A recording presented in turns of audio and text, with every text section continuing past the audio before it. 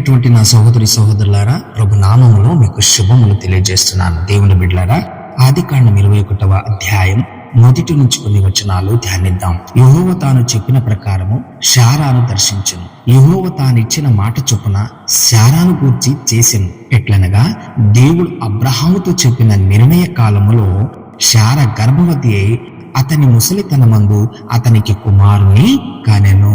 హల్లెలూయా, దేవునికి స్తోత్రం. దేవుని బిడ్డలారా, ఇక్కడ దేవుని కార్యములు ఎంత ఘనమైనవో, ఎంత ఆశీర్వాదకరమైనవో మనం చూస్తూ ఉన్నాం. దేవుడు తాను చెప్పిన ప్రకారం శారాను దర్శించారట. తానిచ్చిన మాట చొప్పున శారాకు గర్భఫలం ఇచ్చారు దేవుడు. ఇక్కడ దేవునికి స్తోత్రం.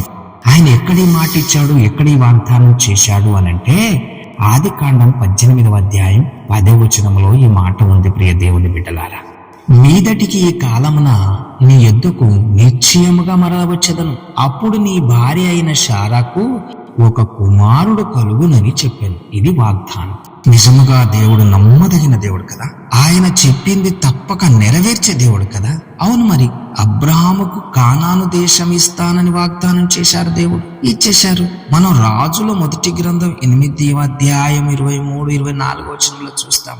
అక్కడ కూడా దేవుడు దావీదుకు చేసినటువంటి వాగ్దానాన్ని స్థిరపరిచినట్టుగా మనం చూస్తాం. ప్రియమైనటువంటి దేవుని బిడ్డలారా, నిజంగా దేవుడు వాగ్దానం చేశాడు అంటే ఆ వాగ్దానం మన జీవితంలో నెరవేరుస్తాడు దేవుడు.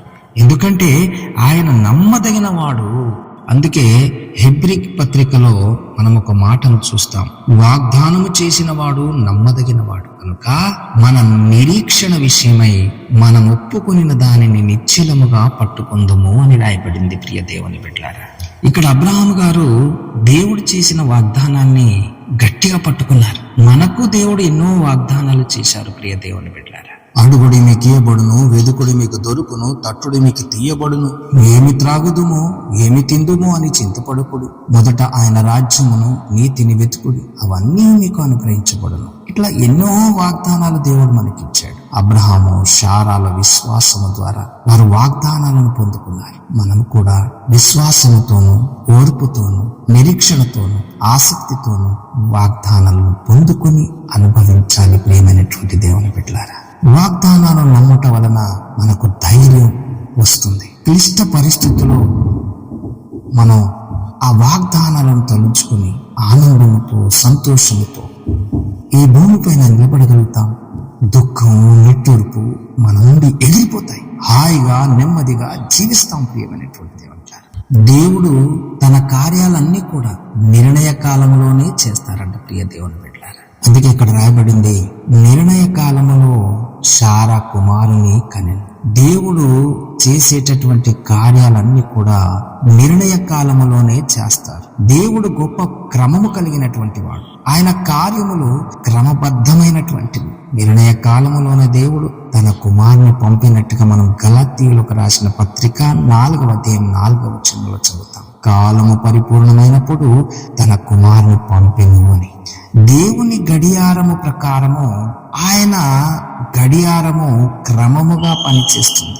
ఏ కాలములో ఏది చెయ్యాలో ఆయన నిర్ణయ ప్రకారమే చేస్తాడు. మొదట పాపం ప్రవేశించుట జరగగా పాపం యొక్క భయంకరత్వాన్ని చూపించే ధర్మశాస్త్రమును, పాపమునకు పరిహారము కలిగించే బల్యర్పణలను దేవుడు బయలుపరిచి కాలము పరిపూర్ణమైనప్పుడు దేవుడు తన కుమారుని పంపారు. ప్రియమైనటువంటి దేవుని బిడ్డలారా, ఆయన మన కొరకు బలిగా అర్పించబడి మనలను విమోచించారు. మనలను రక్షించుట కూడా దేవుని నిర్ణయ ప్రకారమే జరిగింది. మనలను ముందుగా తన కోసము నిర్ణయించుకుని కాలము పరిపూర్ణమైనప్పుడు జరగవలసినటువంటి ఏర్పాటును బట్టి ఆయన తన దయా సంకల్పము చొప్పున చేసిన నిర్ణయము ప్రకారము సమస్తము జరిగించుచున్నాడు. ఈ మాట మనం ఎఫెసు పత్రిక 1వ అధ్యాయం 6 వచనము మరియు 9 వచనము 12 వచనంలో చూస్తాం. పౌలు మరియు బర్నబాలు పనిచేస్తుండగా నిత్య జీవమునకు నిర్ణయింపబడిన వారందరూ విశ్వసించారు. ఈ మాటను మనం అపోస్తల కార్యం 13వ అధ్యాయం 48వ వచనంలో చూస్తాం. నిత్య జీవమునకు నిర్ణయింపబడిన వారు మాత్రమే విశ్వసిస్తారు. ప్రియ దేవుని బిడ్డలారా, దేవునికి స్తోత్రం. హల్లెలూయా. అవును, దేవుని కార్యములు ఎంత ఆశ్చర్యము, ఎంత గంభీరములో. దేవుడు అసాధ్యమైన కార్యములు సాధ్యపరచువాడు.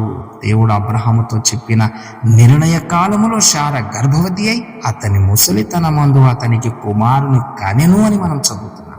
100 ఏండ్ల వాడైన అబ్రహాముకు 90 ఏండ్ల శారాకు ఇక్కడ జరిగిన అద్భుతం. ఇంకొక విషయం చూస్తే శారాకు స్త్రీ ధర్మము కూడా నిలిచిపోయింది.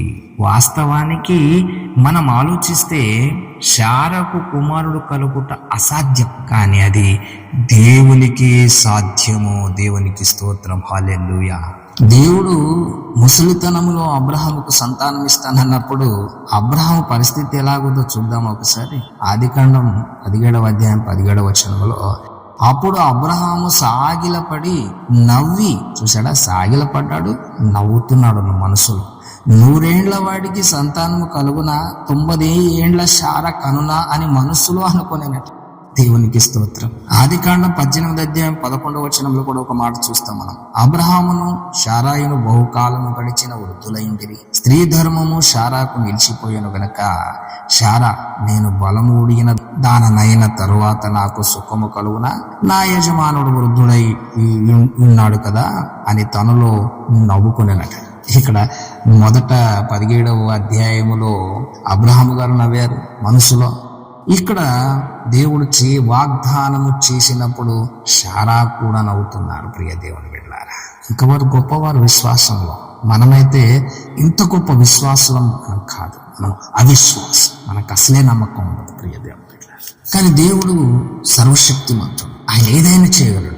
శూన్యముల సృష్టిని సృష్టించాడండి ఆయన ఉన్నవాడను అనువాడనై ఉన్నాడు. ఆయన దేవుడు, ఆయనకు అసాధ్యమైనటువంటిది ఏది లేదు, అంతా సాధ్యం. దేవుడి మాటలు దీవించును గాక. ఆమేన్.